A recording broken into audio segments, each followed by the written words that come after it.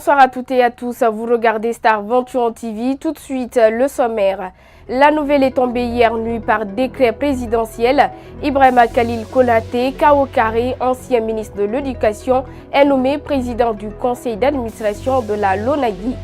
La décision de la Fédération guinéenne de football par rapport à la suppression de l'article 32 continue à faire couler beaucoup d'encre et de salive dans la cité. Nous irons en Afrique du Sud pour parler de la chasse des lions qui depuis un moment fait débat, une situation qui attire l'attention des parlementaires. C'est tout pour les titres, une fois encore, bienvenue à tous.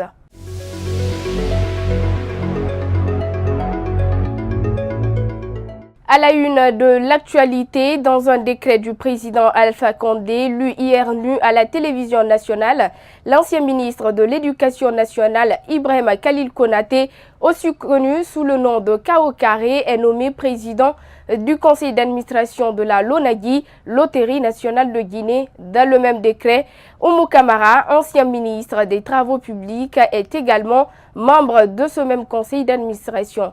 À noter que les membres du conseil d'administration sont nommés pour une période de 3 ans, renouvelable une fois. L'employabilité des jeunes au cœur du monde syndical, c'est ce qui ressort de la visite du programme indicatif de travail.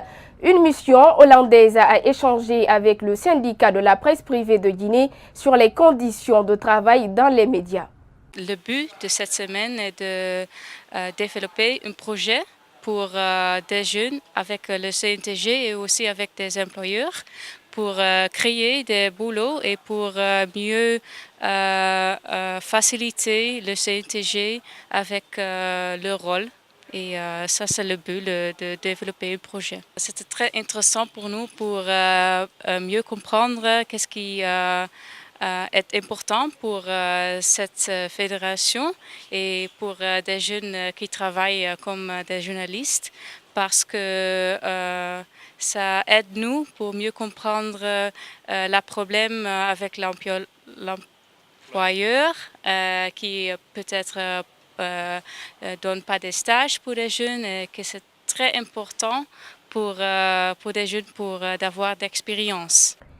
Du côté du syndicat de la presse privée, cette rencontre est une satisfaction en sens que l'employabilité a été abordée dans son entièreté. Regardez. Comme vous le savez, quand on parle de l'employabilité des jeunes, tous les problèmes liés à l'emploi en Guinée, la presse privée aussi a sa part dedans parce que pour la plupart, c'est des jeunes journalistes que nous rencontrons sur le terrain qui aussi ont des emplois, qui aussi rencontrent beaucoup plus de difficultés vraiment dans leur entreprise. Donc, toutes les questions étaient liées sur ces problématiques donc liées à l'employabilité des jeunes.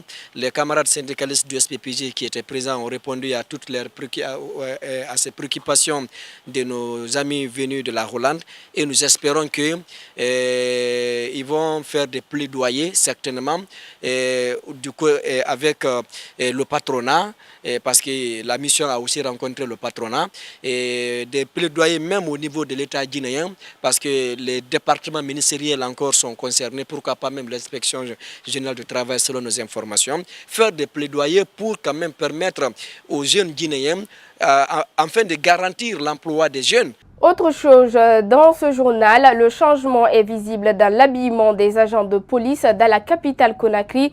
Dans les grands carrefours, les policiers paraissent bien avec un surnombre pour rendre la circulation fluide. Une situation qui retient l'attention de bon nombre des citoyens. Nos reporters Aliou Diallo et Mbemba Bangoura pour le constat.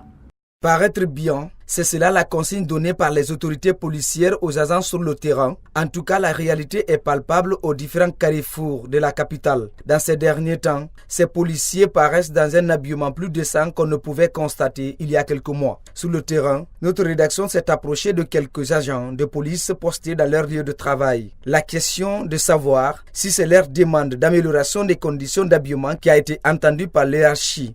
Pour ces hommes de la circulation routière, la réponse ne souffre aucunement de doute. Oui, affirme un de leurs. Ici, nous sommes au rond-point de la tannerie. Les policiers sont en action. À quelques mètres, c'est une altercation qui se produit entre un chauffeur et un motard. Soudain, c'est un autre agent qui se pointe pour mettre de l'ordre afin d'éviter le bouchon.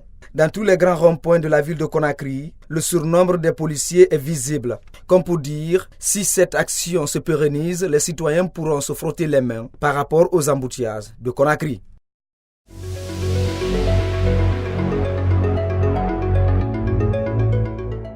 Sport à présent, le rouleur est une activité sportive moins connue en Guinée, mais cela n'empêche pas des jeunes de faire carrière dans ce milieu.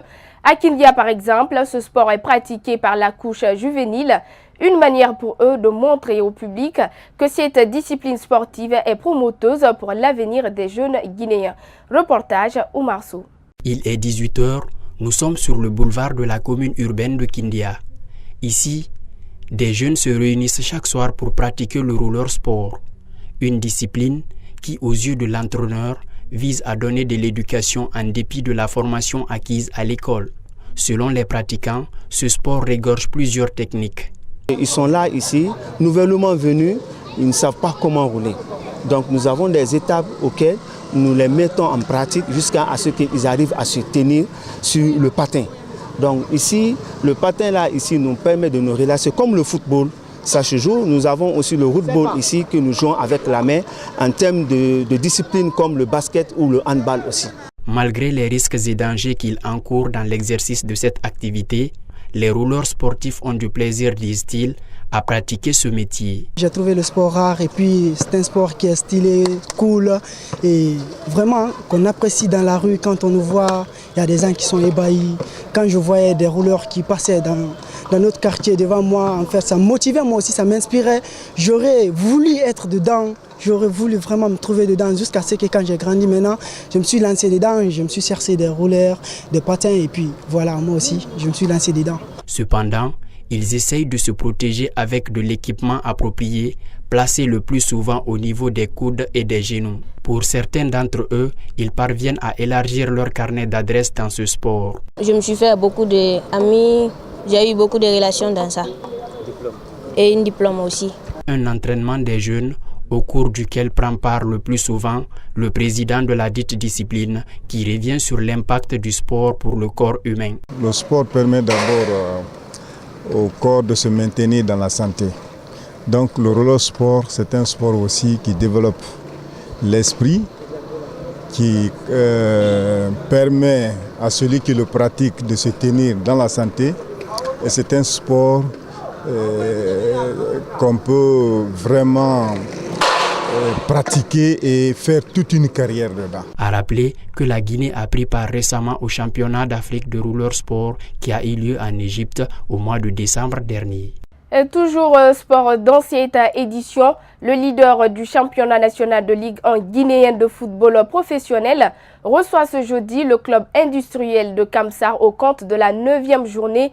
Les deux entraîneurs étaient devant les hommes de médias pour la conférence de presse d'avant-match. Abdoulaye Momo Fofana était au siège du Afia FC.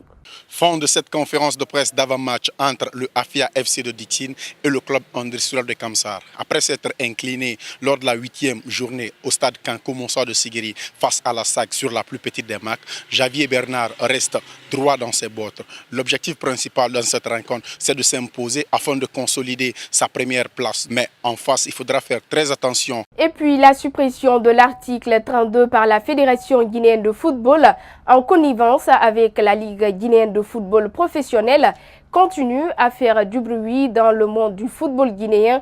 Si les étrangers se réjouissent de cette décision, les nationaux s'y opposent. Abdoulaye Momo Fofana est allé à la rencontre de quelques acteurs du football guinéen. Suivez. Depuis l'annulation de l'article 32 qui limitait le nombre d'étrangers dans les clubs guinéens, beaucoup de voix se sont levées dans le monde du football. Si pour certains, cette décision pourrait inciter les footballeurs guinéens afin de gagner leur place de titulaire, d'autres ne le voient pas ainsi. De ma part, c'est une décision qui, encore une fois, va étouffer la promotion du talent local, du football local, et que ça va handicaper le talent brut de s'écloser dans le championnat, parce que du talent quand même on en a.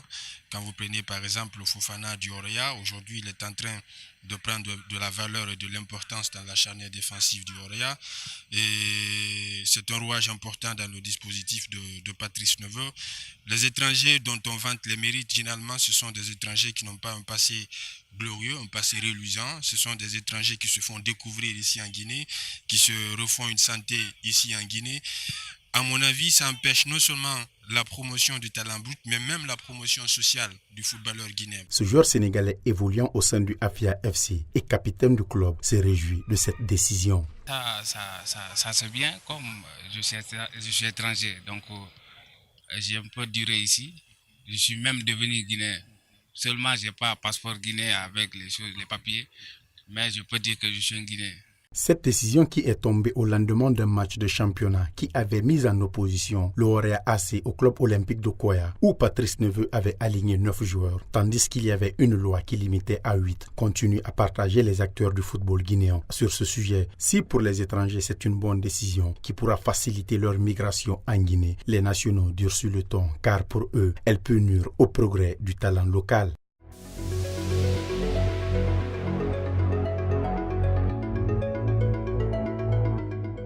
En interactualité, au moins 2 personnes ont été tuées et 5 blessées mardi dans un attentat à la voiture piégée à Mogadiscio, près du ministère somalien du pétrole. Le véhicule était garé dans une station-service située devant le ministère. L'attentat n'a pas été immédiatement revendiqué, mais les islamistes radicaux Chebab affiliés à Al-Qaïda ont l'habitude de mener de telles opérations dans la capitale somalienne. Je vous propose de suivre le responsable régional. Dhimashada hadda halkan laga qaaday waxay gaaraysaa 2 qof iyo 5 qof oo dhaawac ah. Gaarigana sida ka muuqato wuxuu ahaa gaari baakin ku jiray oo halkan petrol stationka lagu xareeyay.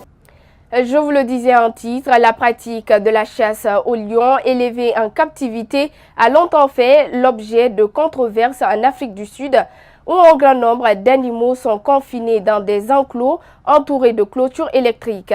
La chasse au trophée est une industrie de 36 millions de dollars, mais les parlementaires ont été encouragés par des campagnes mondiales très médiatisées pour réclamer sa disparition. Kadiev Tou, Chérif Fofana pour nous en dire davantage. Au cours des 10 dernières années, l'Afrique du Sud a exporté les os de félin au Laos, en Thaïlande, au Vietnam et sur d'autres marchés d'Asie du Sud-Est, destinés à la confection de bijoux et à leurs propriétés médicinales supposées. Le commerce mondial des parties du corps des lions tués dans la nature est interdit par les traités.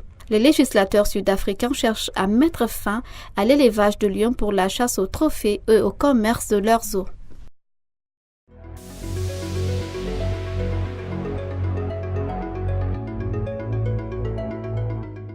Dans le reste de l'actualité, le premier musée national du film qui coûte 1,4 milliard de roupies, soit environ 19,6 millions de dollars, vient de voir le jour en Inde. Reparti dans un élégant bungalow au 19e siècle, le bâtiment possède une structure de verre moderne de 5 étages située au sud de Mumbai. Kerno Falilou Diallo, explication. Des films en noir et blanc, silencieux ou blockbusters colorés débordant de chansons et de danse, l'évolution du cinéma indien est retracée par un nouveau musée installé dans la maison de Bollywood. L'Inde cinéphile produit aujourd'hui environ 1500 films par an, dépassant même la production de Hollywood. From silent films to introduction of sound in the films, to the talkies era, to the studio era, the new wave in Indian films. All these phases have been illustrated through various artifacts and exhibits that have been put together in this museum. Le Musée national du cinéma indien, financé par le gouvernement, propose des piles de souvenirs, des enregistrements et des outils de tournage, ainsi que des écrans tactiles interactifs permettant aux visiteurs de visionner des extraits de films mémorables. We've put together a whole lot of photographs, posters, and among the digital elements we have songs, video clips, a whole lot of interactive digital screens, computer screens, a whole lot of statues and busts and scenes have been created. So it's education of cinema. Les cinéphiles pourront découvrir le premier long-métrage indien Raja Harishchandra, réalisé en 1913 par Dadasahed Phalke, et écouter les enregistrements de Saigal, considéré comme étant la première superstar du cinéma de langue hindi, ce qui ravit les curieux. The different cameras, that was really fascinating for me. The first cameras were really huge. The images and everything, it's a new experience. Kind of learning a lot from here.